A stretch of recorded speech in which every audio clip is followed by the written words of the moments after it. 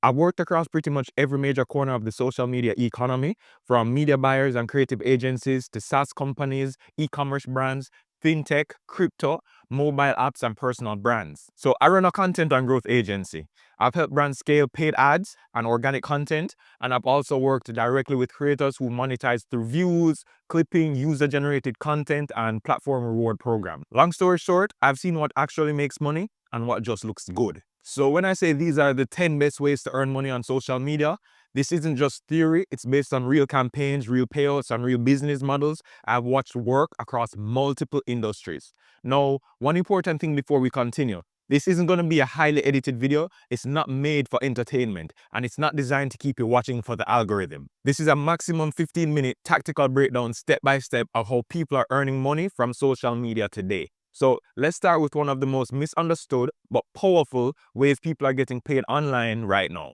That's content rewards and creator funds. Content reward programs pay creators directly based on how many views their short form content generates. Platforms like TikTok, YouTube Shorts, and others, they allocate revenue pools that reward creators for watch time, engagement, and audience retention. So you're not selling anything. You're getting paid because your content keeps people on their platform. The pros of this is that you get paid directly for views. There are no clients, you're not selling anything, and you don't need to have customer support. It also works well with short form content, and it scales with volume and not with your followers. It also can be done faceless. The cons of this is that payouts fluctuate by platform and the country, and it requires consistency to see real income. And programs can change rules and eligibility at any time. Lastly, most beginners won't make money instantly. This works best if you understand volume and systems, which leads perfectly into the next model, which is clipping or reposting other people's content. Now, what if you didn't even need to create original content at all? Clipping is the process of taking long-form content like podcasts, interviews, streams, and turning them into short, engaging clips for TikTok, Reels, and Shorts. You either get paid directly by creators or monetize the clips yourself through content reward programs. This is one of the fastest ways to enter the creator economy without being the original creator. The pros of this is that it's extremely beginner-friendly. You don't need to show your face. You only need low editing skills. It has high demand from creators and brands alike, and you can combine it with content reward programs. The cons is that it requires permission or proper monetization paths. Income depends on volume and efficiency, and some niches are very competitive. Also, it can feel repetitive if you don't systematize it. This is execution heavy, but it's simple. I actually have a course on how to get started. It's called the Clip and Cash Academy. It's just $17 and it's 25 minutes long only. So you can get started on this during your lunch break. I'll leave a link in the description. Now, if you don't want to be the face of your content, there's another route you can take, which is user-generated content for brands. If clipping is behind the scenes, then UGC is front and center, but without needing an audience. UGC is when brands pay everyday people to create ads that look organic on social media. So you're not posting to your own audience, you're creating content that brands run as paid ads. Brands care about authenticity and conversions, not follow account. The pros of this is that there's high pay per video. You don't need a large following. Brands care about conversions, not vanity. So it doesn't matter if you don't have a large following and you're not really trying to get them followers in most cases. You're just getting them conversions. It's very fast. It's a fast way to make your first $1,000 online. The cons is that you have to pitch or apply to brands. Rejection is a part of the process. So you might get rejected, especially in the beginning, a lot. You're required to be comfortable on camera, and you might get inconsistent work if you don't have the proper systems in place. Now, if you want a full breakdown of how to get started as a user-generated content creator, find brands that will pay you consistently for content and the fastest, most reliable payment systems to receive your money, I'll leave a link in the description. If you prefer to earn without clients at all, the next model, it removes brands from the equation completely. That is affiliate marketing. Now, this is one of the oldest models online, but short form has completely changed how it works. Affiliate marketing involves promoting other people's products and earning commission when someone buys through your link. On social media, this usually means short-form videos that demonstrate, review, or explain a product, usually without ever mentioning the word affiliate. The pros of this is that you earn while you sleep. You don't need to create a product yourself. One viral video can pay you for months, and it's easy to stack with other income streams. Now, the cons of this is that it takes time to dial in offers that convert.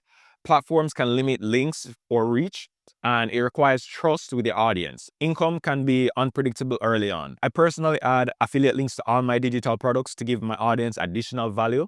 And affiliate income is great, but owning the product changes the game entirely. So that leads us to number 5, selling digital products. This is where creators stop chasing payouts and start building assets. Digital products include courses, templates, guides, toolkits, and resources that solve a specific problem. Once created, they can be sold repeatedly with little additional cost. This is where creators move from making money to building leverage. The pros of this is that there are very high profit margins. You control pricing and positioning, it scales infinitely, and you can build long-term brand equity. The cons is that it requires clarity and credibility. You must handle customer support. It needs traffic to sell consistently, and it's not ideal for absolute beginners. In other words, if you already have skills instead of products, services might be your fastest path. Number 6 is personal branding and services. This model is simple. People pay for access to you. This model uses your personal brand to sell services like consulting, coaching, creative work, or strategy. People don't just buy the service, they buy you. So this is one of the highest income paths online if you have a valuable skill. The pros of this is that you have premium pricing potential, and it's the fastest way to high monthly income. It also has strong trust and authority building. It's also great for experts or skilled operators. The cons is that there are high time for money trade-offs. Burnout risk is not structured. It requires consistent visibility, and it's harder to scale without systems or a team. If you want recurring income without being an expert, there's a more operational route, which is social media management. This is one of the most practical in-demand services online. Social media managers help posting, captions, scheduling, and sometimes analytics for businesses that don't want to do it themselves. This is a service-based model with recurring monthly retainers. The pros of this is that there's a recurring monthly income. Businesses always need help, and there's clear deliverables and expectations. Also, there's very low startup costs. The cons of this is that client communication can be very draining. Results aren't always fully in your control. Price pressure at lower levels, and it requires organization and consistency. If you want higher leverage per client, then lead generation changes the economics. So lead generation for businesses is point 8. This is where businesses stop caring about likes and start paying for attention. Lead generation focuses on generating qualified inquiries for businesses using ads, funnels, or organic content.